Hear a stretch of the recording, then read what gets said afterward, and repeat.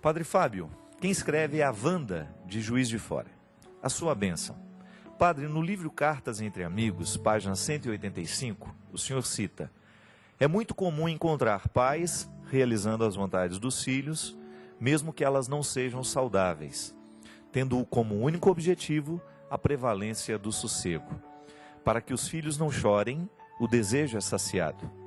Evitam-se choros de hoje, mas desconsideram que podem estar plantando choros ainda mais profundos e desesperadores que serão chorados no futuro. E quando nós já estamos chorando choros profundos, o que fazer? Minha filha, a vida é esta, a gente falava aqui no último programa, né? As escolhas que nós fazemos, a maneira como nós escolhemos educar os nossos filhos, a escolha que nós fazemos, como nós vamos comandar o nosso lar, tudo isso é determinante para a nossa satisfação ou insatisfação do futuro. A gente até dizia, né? O pessoal do Twitter, né, que é para quem eu quero mandar um grande abraço, dizia, retuitaram muito essa frase lá. A vida, não, Deus perdoa sempre, o homem às vezes, a natureza nunca. E é assim. A vida, aquilo que a gente escolheu, um dia vai cobrar de nós. Quando nós precisamos chorar esses choros profundos, o jeito é tentar descobrir o que a gente pode consertar hoje. O grande problema é que a gente descobre, muitas vezes, que já não há muito o que fazer, né? Há uma coisa na formação dos filhos, minha gente, que chama-se caráter. Isso é determinante. O que é o caráter? É tudo aquilo que foi marcado, é aquilo que foi deixado na cabeça, no coração, e que nos identifica como pessoa. Quando a gente fala, nossa, essa pessoa tem caráter, isto é, ela não precisa ser vigiada, ela tem um bom alicerce. Quando vem uma ventania e quando vem uma coisa que vai destelhando e vai arrancando tudo, só fica no chão aquilo que tem bom fundamento. A vida é a mesma coisa. De vez em quando os vendavais sopram sobre nós e a gente sente as nossas estruturas resbalarem. Quanto maior, quanto mais firmado está o caráter da pessoa a partir de bons valores, de realidades que foram bem construídas, maior será a capacidade que essa pessoa vai ter de resistir e de ficar de pé. Qual que é o grande problema do mundo de hoje? A fragilidade das pessoas. Eu fico impressionado, gente. É terrível como a gente identifica isso o tempo todo. A vida é difícil hoje do mesmo jeito que era difícil há 50 anos atrás. O que muda são, muitas vezes, as oportunidades. A gente tem muita possibilidade hoje, então é claro que nós vamos sofrer um pouco mais. Quanto maior é o número de possibilidades que uma pessoa tem, maior é o número de escolhas que ela vai ter que fazer. Então o ser humano de hoje precisa ter muito preparo para dar conta de sobreviver. Mas as dificuldades existem, desde que o mundo é mundo. Agora, o que eu fico assustado é perceber o quanto que as pessoas estão frágeis nos dias de hoje. Entregam os pontos muito facilmente. É impressionante o quanto que hoje nós não estamos dispostos a viver os sacrifícios que a vida nos pede. E eu acho que essa é a raiz do grande problema. Educar um filho, trazer um filho para o mundo, a pessoa traz o filho para o mundo, mas ela quer continuar vivendo do mesmo jeito que vivia quando não tinha filhos. Isso é muito irresponsável.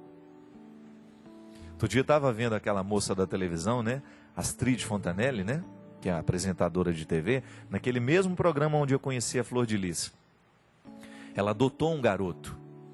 E a apresentadora de televisão estava perguntando, e aí, Astrid, como é que está a sua vida agora, depois que a criança veio? Ela falou, totalmente modificada. Só com essa frase, você já sabe que a Astrid está no caminho certo. Filho que não modifica totalmente a vida da mãe e do pai, não está sendo bem administrado. Aí a apresentadora falou, mas como assim? O que mudou? Ela falou assim, eu não saio mais como saía no passado. Esse garoto precisa ser olhado o tempo todo. Eu não confio isso somente às babás. Eu faço questão de ficar com ele o tempo maior que eu puder. Por quê? Minha gente, vai ter ascendência sobre o filho, sobre a criança, aquele que tiver mais tempo sobre ela. Aquele que estiver mais tempo com aquela criança. Então veja bem, Por mais que você confie nos cuidados físicos da babá, você sabe que a babá não vai deixar morrer asfixiado, você sabe que a babá vai dar a comida na hora certa, você sabe que a babá vai dar o banho na hora certa, vai colocar para dormir na hora certa. Mas e o caráter? Quem é que vai deixar nessa criança? A babá ou você? Será que as nossas babás estão preparadas para oferecerem o caráter que os seus filhos precisam? Às vezes estão. Às vezes elas estão até mais preparadas que os pais. Mas nem sempre isso é uma realidade.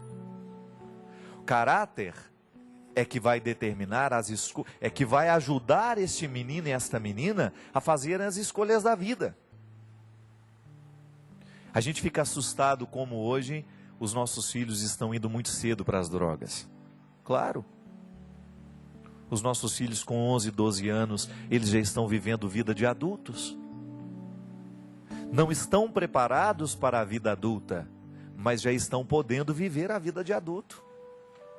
Nós já falamos aqui tantas vezes, né? Eu particularmente acho que é uma agressão contra os nossos filhos quando nós os expomos a um período da vida para o qual eles não estão preparados. Criança tem que ser criança. Adolescente é adolescente. Não pode viver, não pode antecipar no tempo aquilo para o qual eles não estão preparados.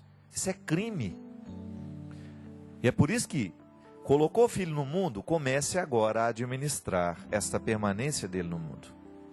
Porque se esse filho não der certo depois, nós não vamos ter como olhar para uma outra pessoa. Quem é a grande responsável? Quem é o primeiro responsável pela educação dos filhos? É pai e mãe.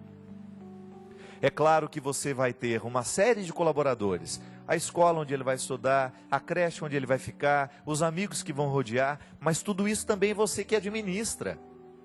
Se você não tem aquele trabalho todo dia de saber o que foi que aconteceu na escola, como é que ele está de vez em quando fazer uma visita lá, perguntar ao professor, como é o comportamento do meu filho aqui dentro, porque nem sempre o filho que você tem dentro de casa é o filho que a professora tem lá. Às vezes existe uma diferença muito grande.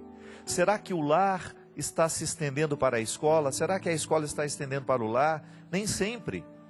Às vezes nós temos diferença. Então é preciso que aquele que colocou no mundo administre tudo isso.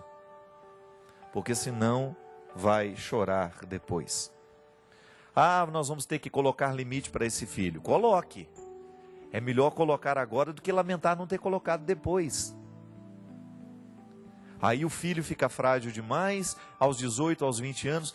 A gente falava isso aqui na semana passada da mulher. Padre, o senhor fala de quem está na droga, o senhor fala de quem está na prostituição, mas o senhor não fala de quem está na preguiça. É verdade, a preguiça hoje é uma coisa terrível. Por quê? Ela está diretamente ligada à fragilidade. Eu não sei onde é que começou isso. O que é uma realidade muito concreta é que nós estamos perdendo a capacidade de viver sacrifícios.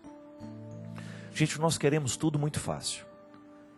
Se aquilo vai dar um pouquinho de trabalho, a gente acha que não vale a pena. A gente deixa para lá. Eu vi histórias do meu lado. Não estou contando coisas que eu só vi de longe, não. Eu vi muita gente ao meu lado não dar certo. Por quê? Porque não quis fazer o sacrifício na hora certa. Não quis estudar naquele colégio, por quê? Porque ele era exigente demais. Ah, vai para o outro que é mais ou menos, que não vai dar tanto trabalho assim. Isso é honesto? É honesto a gente trocar aquilo que vai nos preparar melhor para o futuro, só porque nós vamos ter que sofrer um pouquinho mais? Não é possível. Essa ascese cristã, né, que muita gente critica, a igreja pregou demais o sacrifício. Tá, eu posso até concordar que em alguns momentos isso foi exagerada a pregação. Mas hoje também, essa cultura laissez-faire, né, faz o que quer, é tudo muito solto. Isso não vai construir gente também.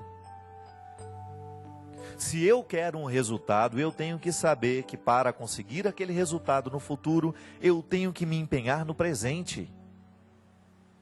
Não dá certo, gente. Não vai dar certo se você deixar crescer de qualquer jeito, se você não impor limites, se você não disser não na hora certa, se não disser o sim na hora certa, se você não tiver aquele sacrifício todo dia, fazer a lição de casa. Não é só filho que tem que fazer a lição de casa. Pai e mãe tem que fazer a lição de casa. E o que é a lição de casa? Como foi o dia hoje? Onde que você foi? Como é que foi aquela história lá? Não se trata de investigar, não. Se trata de ficar amigo, de procurar estabelecer esse diálogo, que dá trabalho. É chato mesmo. Às vezes você chega em casa cansado, precisando de um descanso, e você chega lá querendo ficar livre de todo mundo, e aí você acaba abrindo mão disso. Tudo bem, um dia não dá, está cansado demais, mas você não pode abrir mão disso todo dia. Quantas vezes você vê os menininhos, né, pequenininhos, eu falo isso no livro do Sequestro da Subjetividade, Quem Me Roubou de Mim. É um livro que eu recomendo para todos os pais. Por quê? Porque ele fala disso. Tem exemplos lá concretos de uma mãe que não consegue lidar com o filho de 5 anos. O filho de 5 anos manda nela. Tem total autoridade sobre ela, por quê? Porque ela tem medo de contrariar a criança. Então nós precisamos tomar muito cuidado, porque às vezes nós, ao não impor o limite na hora certa, a gente acaba plantando um problema muito sério para o futuro. E volto a dizer, a vida só pode dar certo mediante a experiência sincera de um sacrifício bem feito, de uma renúncia bem feita, porque é isso que vai dar condições para a gente poder chegar lá e ter o direito de sentar e descansar. Não tem como descansar desta missão de ser pai. É o dia a dia, é luta, ninguém mandou você casar, ninguém mandou você ter filho, ninguém lhe obrigou a isso. É escolha. Então, se você fez essa escolha, você precisa ter essa responsabilidade todo dia. E isso não vai ficar pesado à medida que você ama, gente. Quando o amor é que resolve tudo isso. Isso é interessante também. Você percebe que quando você ama alguém de verdade, você é capaz de fazer sacrifício. E você vai descobrindo o próprio caminho que o amor indica para falar o não na hora certa e dizer o sim na hora certa. É assim que tem que ser, não adianta. Agora, é luta, é sacrifício? É. Mas ninguém diz também que seria muito fácil.